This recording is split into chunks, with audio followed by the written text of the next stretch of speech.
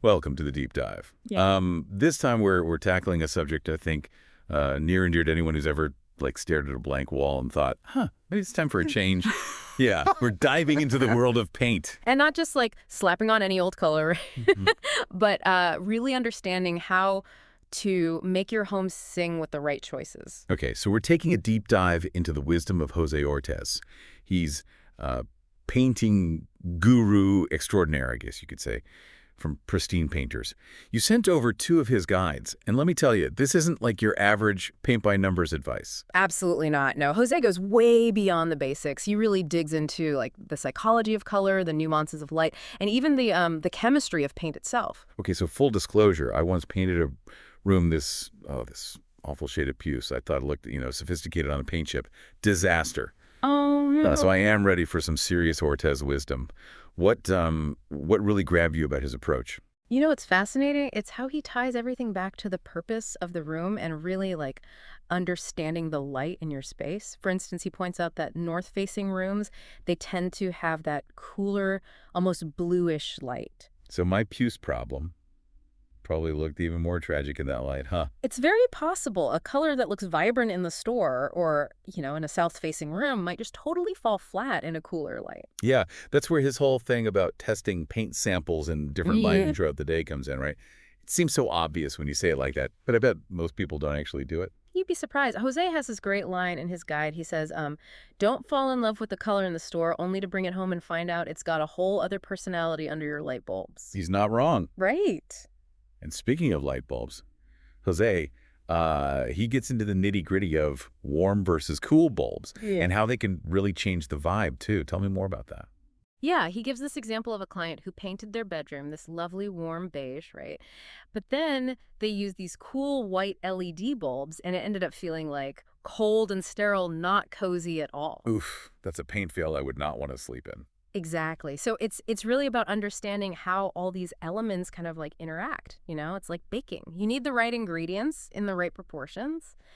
You wouldn't use baking soda when a recipe calls for baking powder, would you? Definitely not, especially if I want my cake to rise. Yeah. So before we even get to the fun part, picking out colors, Jose wants us to think about light like it's its own ingredient in our design recipe. Exactly. And he has some really interesting insights on how to kind of work with light to create different moods in different rooms. It's really about using color strategically. He talks about like how to use lighter colors to make a small room feel bigger, for example, or how to use bolder colors on like accent walls to add some drama without, overwhelming the space. Okay, I'm hooked. Tell me more about this accent wall strategy. I've always been a little nervous to go bold with color, but I do love the idea of adding a little personality. Sure. Well, Jose is all about embracing color, but doing it in a way that feels intentional, and balanced. Yeah. So with accent walls, he suggests choosing a color that complements the other colors in the room, but is like, a few shades darker or brighter. This creates a focal point without being, too overwhelming. He even suggests like using a different finish on the accent wall, to create even more dimension, like a satin finish against matte walls. Ooh, I love that. Yeah. Subtle yet impactful. Okay, before we get too far ahead of ourselves, let's talk about color psychology for a minute. I feel like everyone kind of has a basic understanding of the whole blue is calming, yellow is cheerful thing. What does Jose say about color that's different? Well, he kind of takes it a step further by talking about how colors can actually like evoke specific memories or emotions for people. For example, he talks about how, greens and blues can remind us of nature, while, oranges and yellows might evoke feelings of warmth and happiness. He actually encourages people to think about places where they feel like happiest and most relaxed, and then to actually consider the color palettes of those spaces. That's so smart. If you love spending time at the beach, maybe you should consider incorporating more, I don't know, blues, greens, sandy neutrals into your home. Exactly. It's about creating a space that resonates with you on a deeper level. It's about bringing a bit of that vacation vibe home with you. I love that. It's not just about, what's trendy on Pinterest. It's about what feels good. Precisely. And Jose has some really interesting thoughts on how to create a cohesive color flow throughout your home so it feels like connected and harmonious. But we can dive into that a little bit later. Ooh, yes. We definitely need to unpack that. But first, I'm dying to know what Jose has to say about surface preparation. Is he as passionate about sanding and priming as he is about, like, color theory? Because honestly, that's the part I always want to skip. Well, he's definitely a stickler for the prep work. He's got a saying, skipping prep is like wearing a tuxedo with flip-flops. Oh, okay. You might have the right idea, but the execution is all wrong. Okay, that visual is going to stick with me. So he's serious about this.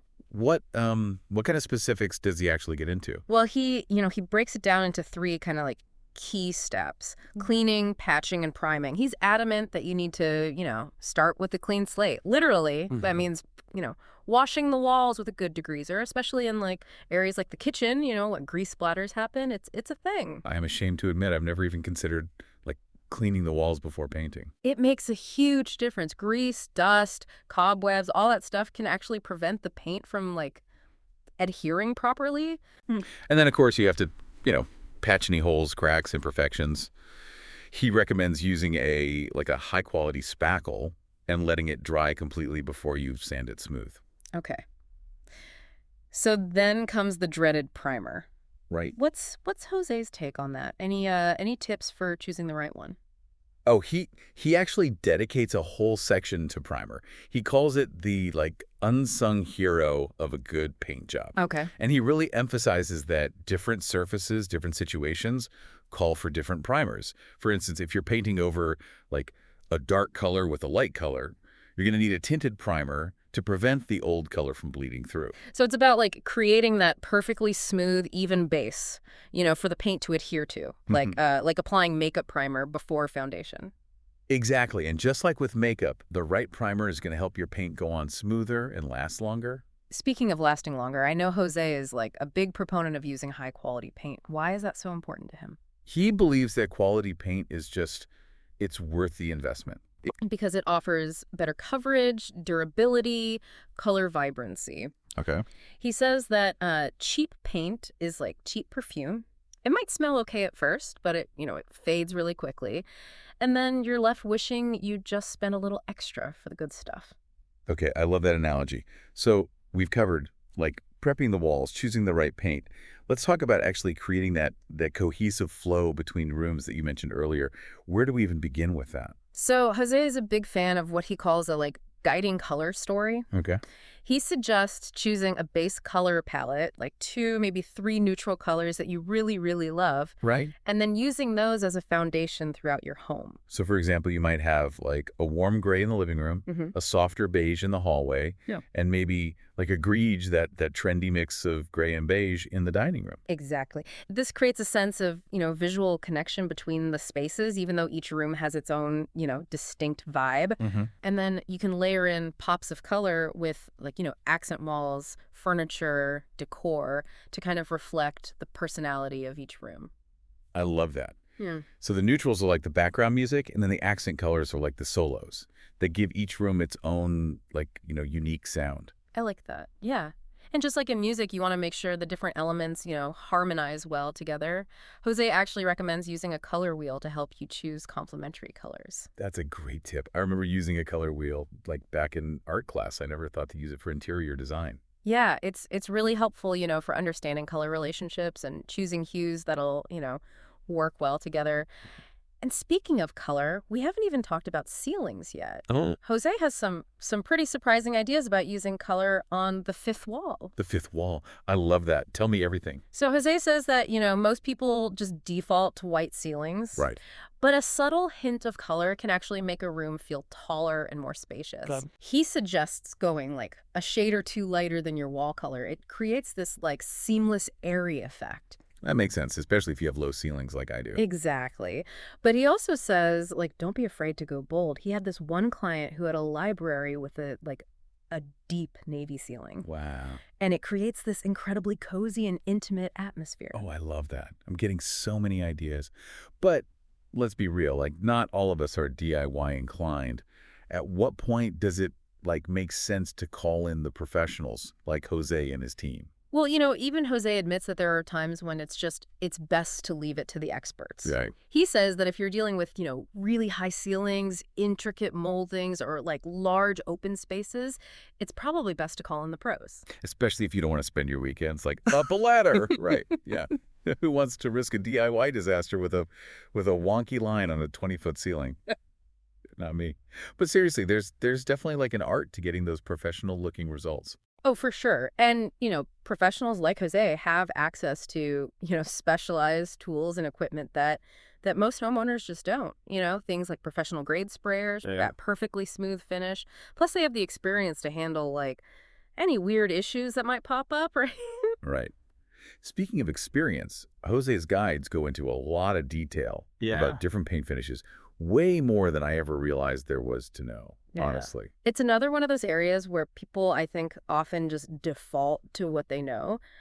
But Jose really breaks it down so clearly. He explains, how each finish from matte to high gloss, it has its own like personality, its own purpose. Yeah, I've always been a fan of eggshell for walls, but I actually learned so much from his guides about like why that is. He explains that it's all about the level of sheen, which is determined by the type and amount of binders in the paint. Like matte finishes have almost no sheen, Right. which makes them great for hiding imperfections on the wall, Sure. but they're not very washable. So definitely not the best choice for like a busy kitchen. Probably not the best for the kitchen. Exactly. And then on the other end of the spectrum, you've got your high gloss finishes, which are, super durable, easy to clean, but they're gonna really highlight any flaws in the wall. They're much better suited for like trim, doors, cabinets. It's like he says in the guide, choosing the right finish is like a balancing act between aesthetics and practicality. Yes. I thought that was such a great way to put it. He emphasizes that you need to consider both the look you want to achieve, but then also, the function of the room. So if you're not sure, it's always a good idea to consult with a professional, Yeah, right? absolutely. They can kind of, assess your needs, recommend the best options for your space. They can even, clue you into the latest trends and finishes. Like there are some newer options that are out there now that kind of offer like the durability of high gloss, but with like a softer sheen. So Interesting. This deep dive into Jose Ortez's world has been like a total eye-opener. It's amazing how much thought, how much strategy goes into something as seemingly simple as choosing paint. it's so much more than just like slapping on a coat of color, isn't it? It's Mhm. about understanding how color, how light, even like the paint itself, how all these elements can work together to create a space that really reflects you and makes you feel good. It really is. I feel like I've like leveled up my design knowledge just from reading these guides. Before we wrap up, what's one final takeaway you'd like to leave our listener with? I think Jose said it best. Paint has the power to transform not just your home, but also your mood, your well-being. So as you embark on your own painting adventure, I encourage you to embrace the process, have fun with it, and don't be afraid to experiment a little. Words to paint by. And on that note, happy painting, everyone.